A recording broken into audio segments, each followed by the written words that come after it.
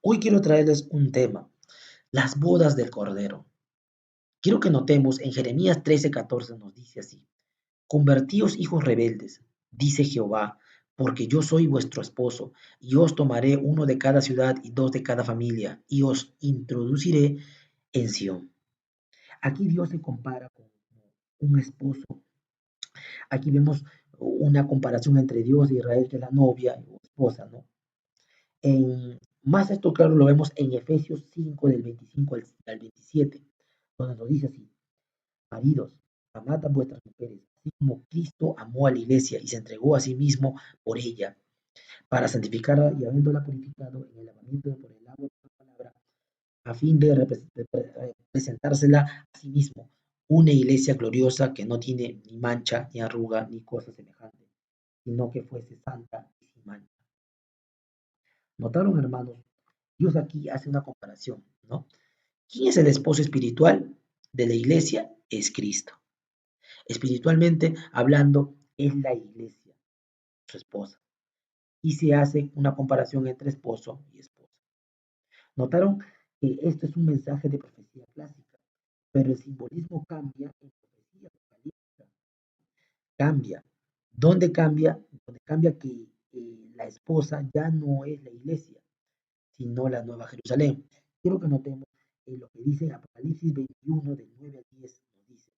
Vino entonces a mí uno de los 7 ángeles que tenía las 7 copas llenas de las 7 plagas postreras, y habló conmigo diciendo, ven acá, yo te mostraré la desposada, la esposa del Cordero. Y me llevó en espíritu a un monte grande y alto, y me mostró la gran ciudad santa de Jerusalén. Entonces, en profecía apocalíptica, la esposa de Cristo es la nueva Jerusalén. Tenemos que saber que unas bodas tienen que ver esposo y esposa. Tenemos que tener cuidado al examinar los versos, ¿no? Esposo y novia, ¿no? Tiene que ver para poder dar el casamiento. Tenemos que tener cuidado en los versos. Según la Biblia, Jesucristo viene cuando viene en su segunda venida, ¿viene casado o a casarse? Noten esto en Lucas 12, 35 a 36. Y nos dice así, ¿no? Estén ceñidos vuestros lomos y vuestras lámparas encendidas, y vosotros sed semejante a los hombres que guardan a que su señor regrese de las bodas, para que cuando llegue y llame le abran enseguida. Entonces Jesucristo viene en su segunda venida a invitar a sus bodas, ¿no?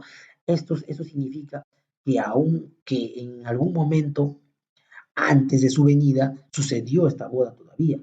Esto se asemeja a la parábola de las vírgenes, ¿no? Donde dice, para que, para que sean invitados a la boda, ¿no? Jesucristo primeramente llama a su iglesia pura. Esto lo vemos algo semejante en la parábola de las vírgenes, ¿no? En Mateo 25, si leen todo el capítulo lo pueden entender. Ahí les voy a decir, donde 10 vírgenes esperaban al esposo que tenían lámparas y aceites, y las 10 se durmieron. Noten lo interesante que todas eran vírgenes, esperaban al esposo, tenían lámparas, tenían aceite, y los 10 se durmieron. ¿Cuál es el problema? Bueno, el punto es que 5 eran prudentes y los otros 5 eran insensatas. Las 5 tenían aceite extra, pero las otras no tenían. Ambos los 10 esperaban al esposo. Lo interesante es que cuando las 5 vírgenes insensatas fueron a buscar aceite extra, porque se les estaba acabando, cuando regresaron ya era demasiado tarde y se cerraron las puertas y no entraron a las bodas, ¿no? ¿Qué clases de puertas se cerró para llevarse a cabo la boda? ¿A dónde encontramos una parábola que se relaciona a la palabra bodas? Quiero que notemos en Mateo 22, todo el capítulo, si leemos, aquí nos narra que un padre de familia hizo una boda para su hijo, mandó llamar a todos los convidados y aquellos convidados no quisieron ir. O sea, mandó a llamar, o sea, me envió siervos, ¿no? Y reiteró de nuevo, donde volvió a hacer otro llamado, a los siervos, a los convidados, y tampoco quisieron ir. Así que el padre de familia se enojó porque los convidados habían matado a los mismos siervos que el padre había enviado para decirles que vengan a la boda de su hijo. ¿Qué hizo el rey? Mandó a matar con un ejército a aquellos que mataron a sus siervos. Y luego el rey invitó a todos los que se encontraban en la ciudad, entre malos y buenos.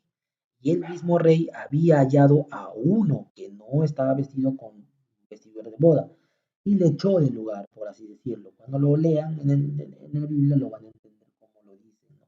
Un poco fuerte. Quiero que notemos que antes que se lleve a cabo la boda, el rey entra a ver a los convidados como si fuera un examen. Según la parábola, el requisito era solamente llevar un traje de boda, que es lo que nos pedirá hoy en día Cristo. ¿Qué traje nos pedirá? Eso lo vamos a ver. Esto, queridos hermanos, es una profecía que tenemos que ver a la luz del santuario. El examen que hace el padre o el rey en ese entonces con la parábola es el juicio investigador que se está dando ahora. Con la predicación del Evangelio es la invitación a la boda que da el rey o el padre, nuestro Dios. Y los atuendos de la boda es que tenemos que estar vestidos con la justicia de Cristo, que Él nos vista con sus mantos para salir al suelto del juicio investigador.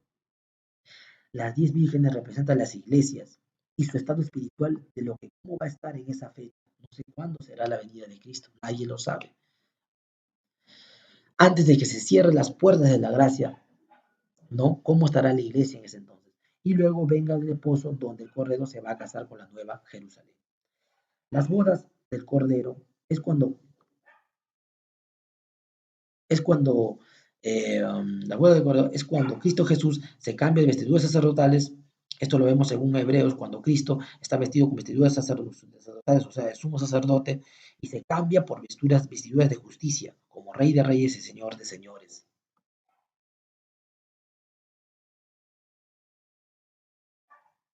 Entonces, eh, hoy en día el juicio investigador se está dando ya en este mundo, hay una iglesia remanente, y por esa iglesia es que Jesucristo vendrá pura y sin mancha, sí lo hay, queridos hermanos, que tienen el Evangelio de Cristo y guardan los mandamientos de Cristo. Entonces nosotros, la iglesia, somos invitados para las bodas de Cordero con la nueva Jerusalén. Muchas gracias, queridos hermanos, que Dios los bendiga y hasta pronto.